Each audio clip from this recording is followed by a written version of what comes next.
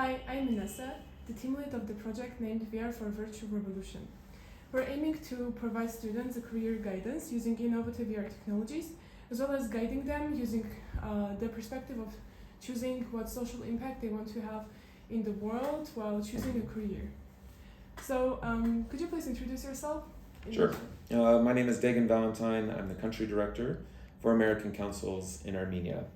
My background is in education. I've been an elementary school teacher. Amazing. So the first question is, can you describe your background and experience either in virtual reality or career-related technologies?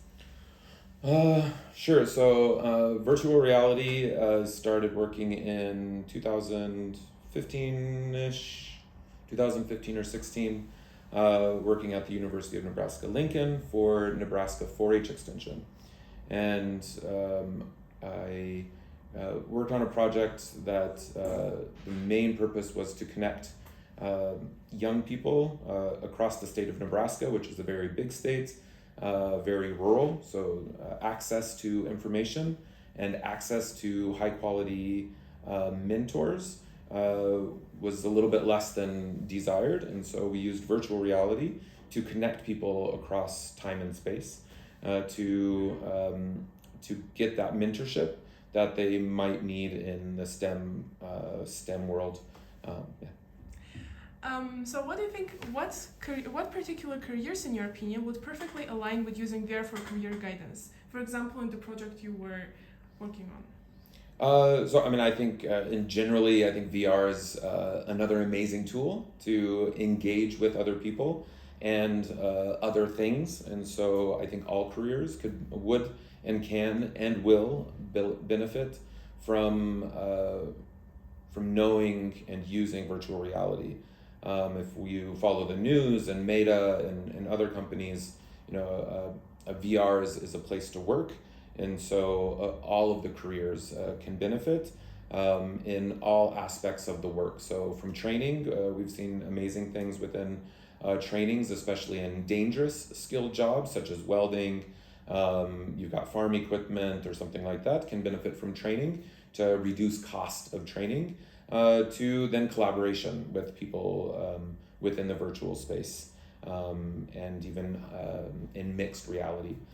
So not only, I think VR is a little bit smaller piece of the whole mixed reality or XR, because there's AR, VR, MR, things like that. So just XR, I think there's some real benefits for all people to know this technology.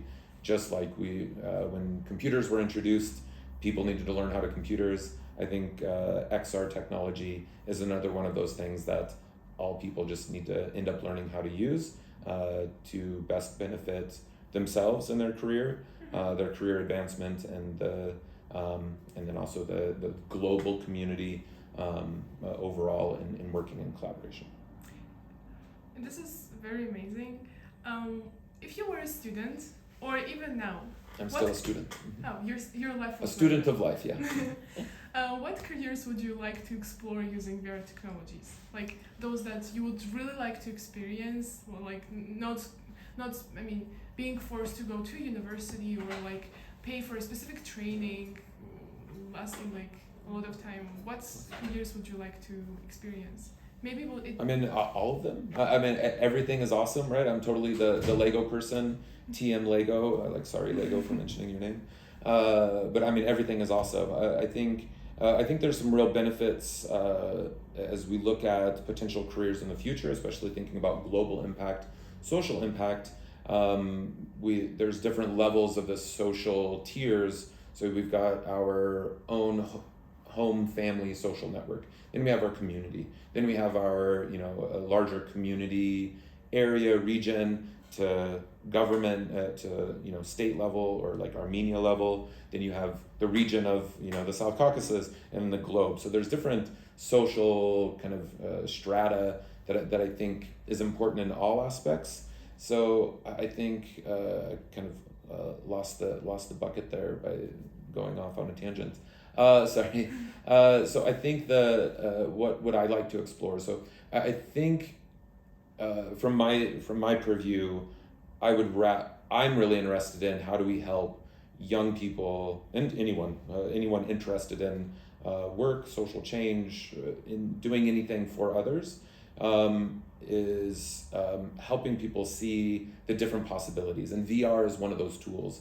So, Armenia is a landlocked country. And so, if some little kid from, Sunik, Mars really wants to be a marine biologist in the Atlantic Ocean, VR can provide that avenue to begin to understand what it takes to see the ocean without leaving their home. So that way they can better understand and make those choices at a younger age. Be like, okay, I need to know math really well or biology really well. So they're making those kind of decisions, communicating with family members, applying to the right universities, all of those kind of steps as that decision towards what impact they want to have in the world. And I think VR or XR helps kind of close that gap of what's possible. And so that's where I'd like to explore those types of opportunities.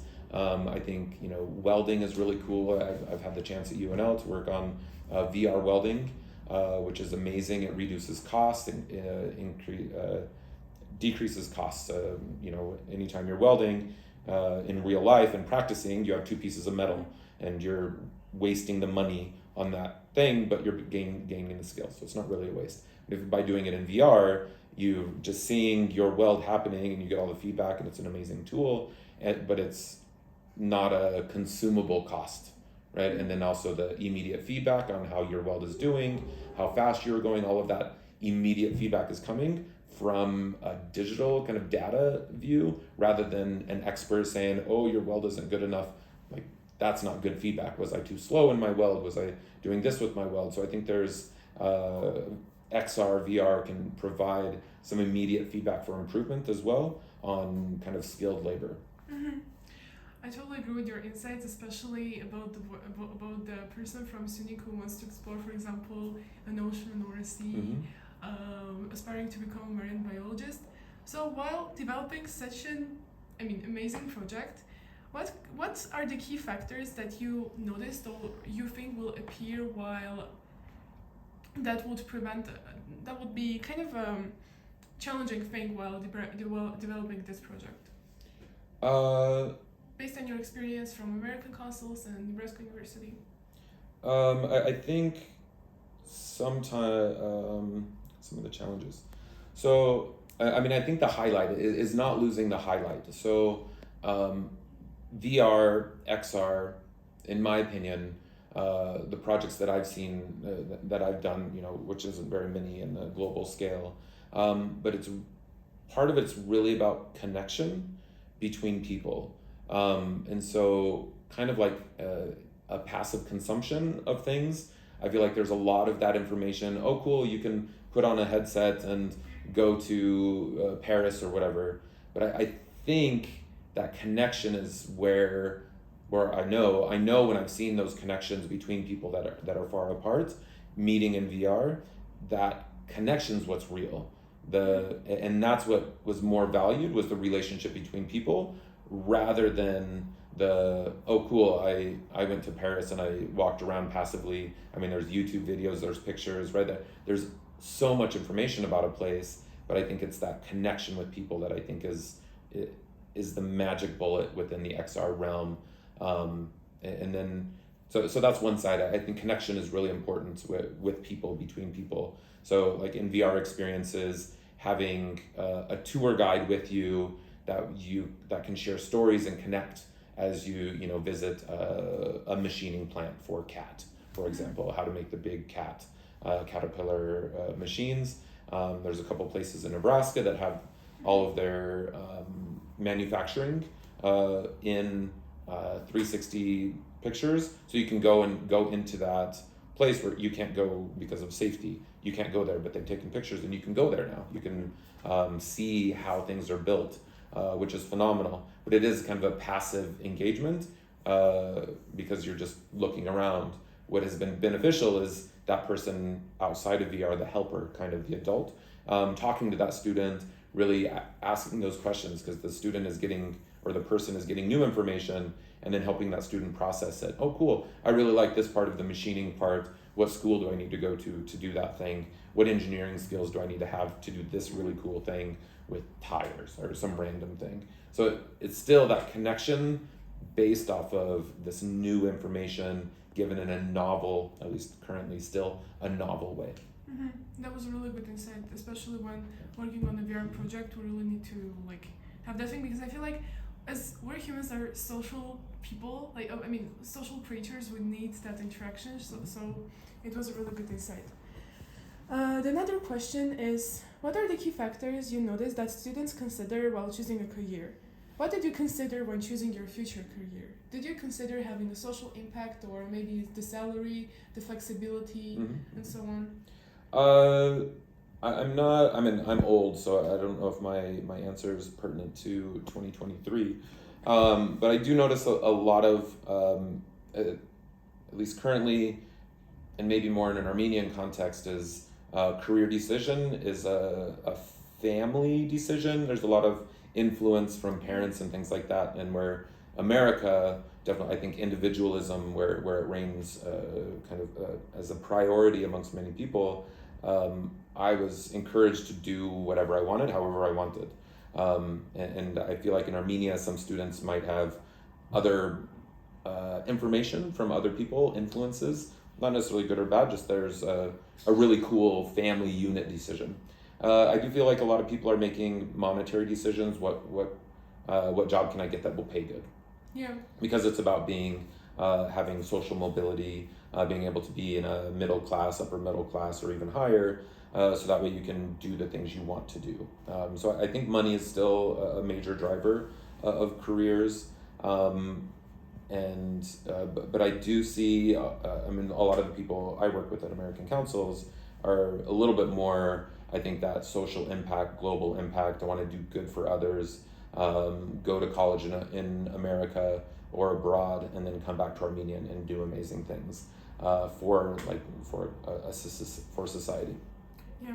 So the kind of two-pronged. Me, myself, you asked about myself, so education.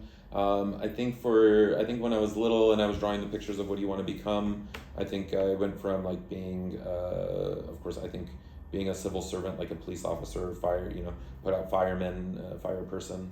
I think those were also in my pictures, but a doctor was definitely, I remember writing a book, a third grade story, right? That got bound together. Being a doctor was a high value for me when I was young. But then I think I fell into education as that I want to help people, and from probably around high school, it was teaching or education in general was my favorite thing. So then I chose a career path, and I didn't really choose the career path. My passion is education, and that's always been the nugget of the choices that I've made. So I've done Peace Corps, and I taught English in Armenia. Next decision was elementary education. I went to college first before Peace Corps. Elementary education, I did Peace Corps, still education, taught at a school, elementary education, realized I could make different decisions by running after school programs and informal ed. So not necessarily focused on, I just want to be a teacher in a classroom. I care about education and I don't care about the format. And so then now at American Councils, I'm doing a lot less teaching, but I'm able to, in positive youth development, create an enabling environment for others to seek their educational career, impacting international education. So Armenians going to America or Americans coming to Armenia. And so I have a little higher influence on systems, but still within education. But I'm not doing as much like teaching, where my real love and passion is teaching things. I totally relate to your opinion. As a competitive coach club student, I feel like it's a program by American Councils, right? It totally made a huge impact on my life in terms of my career decision, or where I want to continue my education. I became a more open-minded person. So your work totally makes a difference. So yeah, and the final question is: can you share any innovative ideas or strategies you have in your mind while developing such a project that is aiming to connect VR technologies with career counseling? like you mentioned connection. It is a really good point. But besides that, I actually got an idea to like create maybe VR trainings and I mean live happening live with people all across the world. So like you get engaged with people all across the world. You make friends from other countries that are passionate about the social problem that you're passionate about. But besides that, what do you think, if there are any ideas that you could share that came up to your mind even while being interviewed for this project? So I mean, all of that you described is already happening. Spatial.io is where all of that is happening. A couple other platforms have died and come back. Obviously, Meta with its engagement, but you have to be in the Facebook ecosystem if you want to do that. So those things are happening. One interesting thing when we were doing the VR project for Education USA, we were meeting in these public spaces, and it was really interesting to have the time at which we were joining. America was asleep, but more east of Armenia was still awake, and so I had people approach me in VR that had an Indian accent, but they all asked me about work words. So definitely in my mind, they were in person in an English class learning a vocabulary around work, and then they were told go talk to native speakers, and especially when they heard my American accent, all of them came and talked to me. I mean, there were Australians in there. There were people with maybe more of a Slavic accent, but everyone came and I think approached me. I think I was maybe the only American accent person in that room at that time with like 40, 50 people. And so like there, I think there's that connection that's really cool, and that's happening, and it's happening for free. It's amazing. So there, I think just continue thinking about that education or career oriented, having someone talk. And then the thing that I always reinforce when talking about VR is that it's a tool about connection. So if presentations, for example, I think are a misuse of virtual reality or mixed reality, because Zoom is the presentation platform. Like Zoom isn't bad, or Zoom or any web conferencing tool, not to name any company. Any web conferencing tool is really about presentations, because of the technology. It's a one speaker platform. One person talks, one person has to stop talking, and then you can have a second person talk. Even in conversations, when you're put into a group room, you all have to talk one at a time. There's no simultaneous, like in a conference room where you have 4 or 5 people sitting over here, they're chatting, 4 or 5 people. On web conference platforms on a computer, that can't happen. Right? It's impossible. So tools like VR with audio attenuation, or the closer people are to each other, the louder they are, further apart, they're quieter, right? So it's like real life. And so that the leveraging that part of VR and the technology is amazing. So that's about connection. The other thing I think is really important, especially in career orientation, is the introduction to careers through many of the tools. So as I mentioned, there's tools out there that have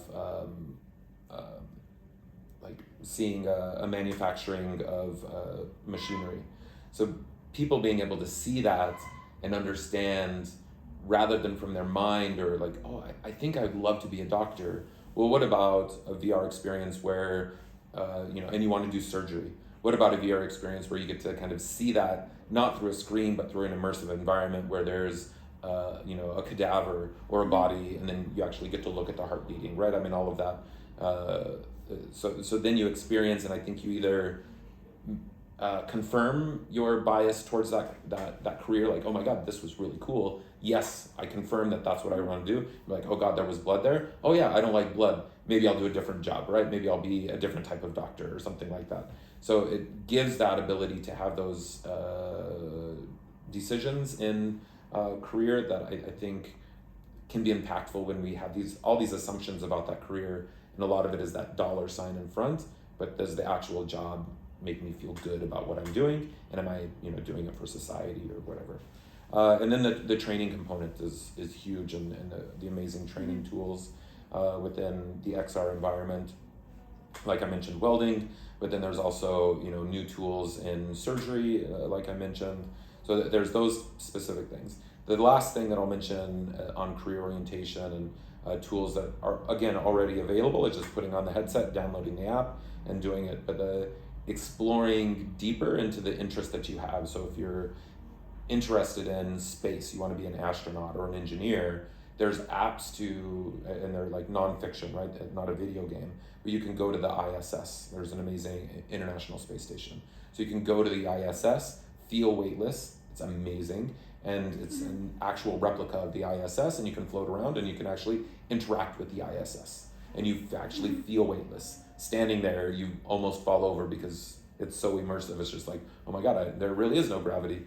So the exploration of those interests and multiple interests is where VR, XR, rather than reading from a book or being presented to in class or watching somebody important talk about the topic. Oh, this is what IT is like in 2023. Like, how about you go to like a real server room and you want to unplug wires and fix them? There's so many opportunities, I think, to actually confirm biases towards a career or disconfirm, right? Or actually go against like, oh, that was boring as all get out. I don't want to do that. I want to do something else, right? So it helps me form those decisions.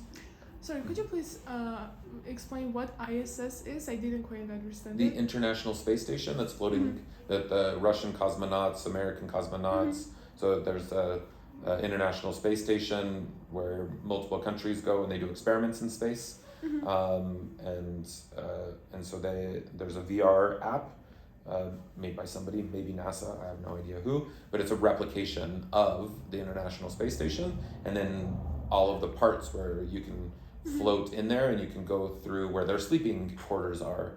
You can go to where the experiment parts are. So you actually get to explore, like if you really want to be an aeronautical engineer, you can fly a plane, right? You can do all of those things, and that's where I think there's a real value in that exploration of VR. So what do you want to do when you grow up?